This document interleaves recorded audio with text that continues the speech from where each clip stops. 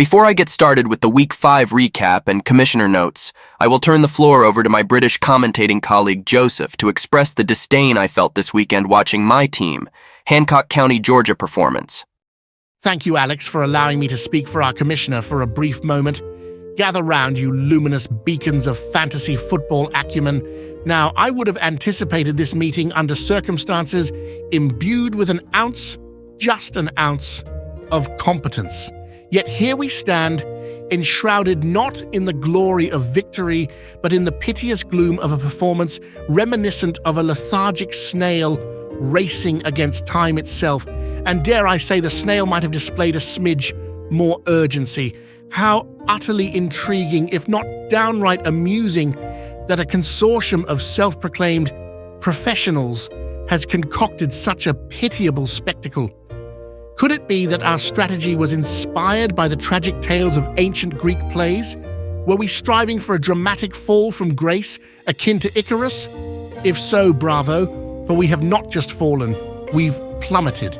One might imagine that, with the vast intellectual resources at our disposal, we would, by some stroke of miracle, avoid being the laughingstock of the league. Yet here we are, the very embodiment of hubris and folly. Perhaps we've been engrossed in too much old E or Mad Dog 2020, missing the fundamental essence of the game, which to the untrained eye might appear to be about scoring points. Dear compatriots, it would be insincere of me to say that we've simply faced a minor setback. No, we've masterfully orchestrated a masterclass on how not to play fantasy football. Yet remember this, we have without a doubt cemented our legacy, not as titans of the game, but as its most unforgettable jesters. As I close from this rant, let us march onward, ever hopeful that our next escapade is slightly less, well, us.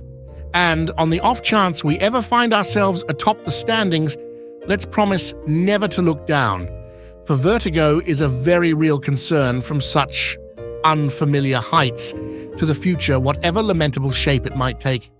Thank you, Joseph, for helping me out with the opening rant. I appreciate your inspirational words. Now let's get into this Week 5 recap.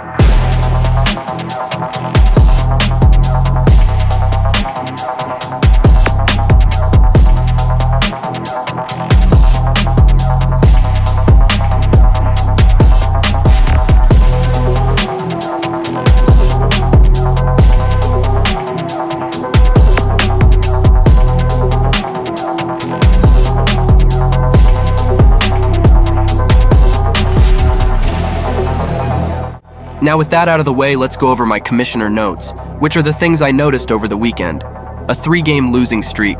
We all know every team in the NFL has talent, but not all talent is created equal.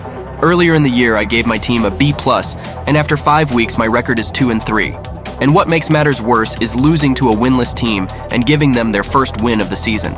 Shout out to Team Untouchables for getting his team ready and pulling off a dominating performance. You are what you eat, and you are definitely what your record says. However, in fantasy football, you can't get too emotional or make drastic decisions that could jeopardize your team in the long run. It's a long season and opportunity, or the injury bug can definitely impact a team going forward. It's time for my team, Hancock County, Georgia, to do a little soul-searching and get back into the win column and make a strong push for the playoffs. Moving right along, let's look at the top 5 performers from Week 5 in fantasy. Number 5, we have the Iowa State product, quarterback Brock Purdy, aka Mr. Irrelevant. But on Sunday night, Purdy was anything but irrelevant against the Dallas Cowboys.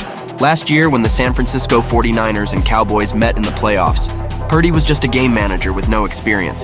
However, this season, Purdy has improved by leaps and bounds.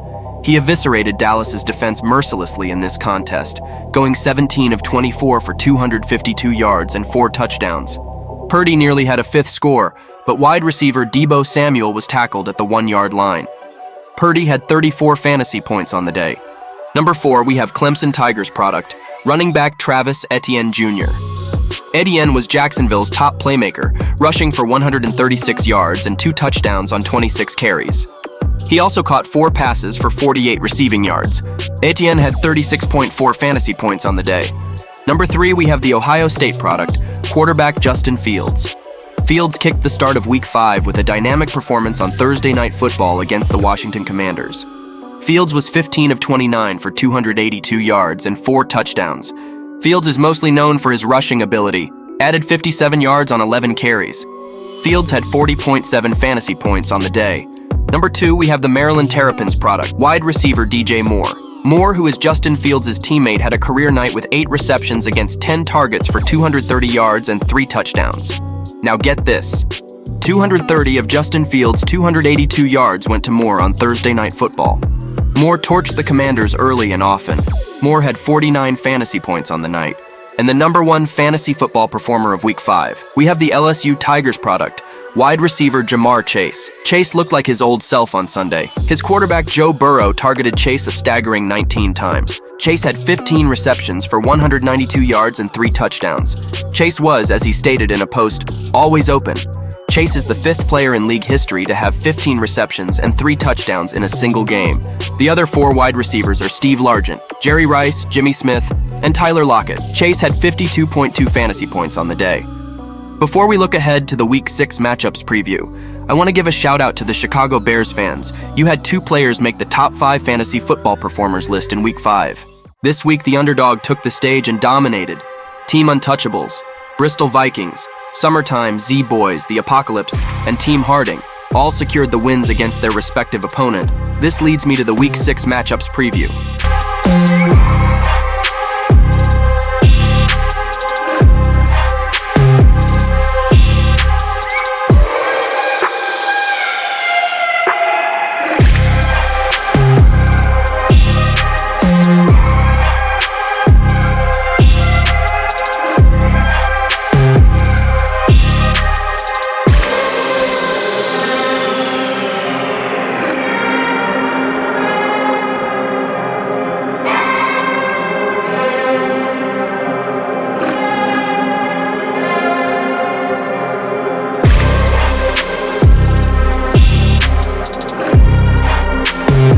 Five people.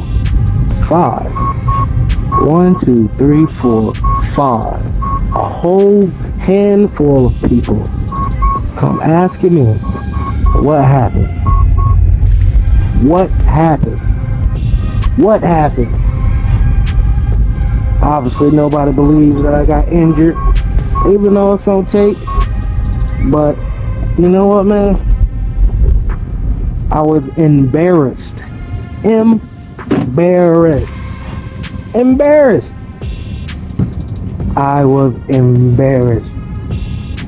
OMG. Hit the thumbs up button if you enjoy this content. Comment below who you think will win their matchup this week. Until next time, AST1 signing off.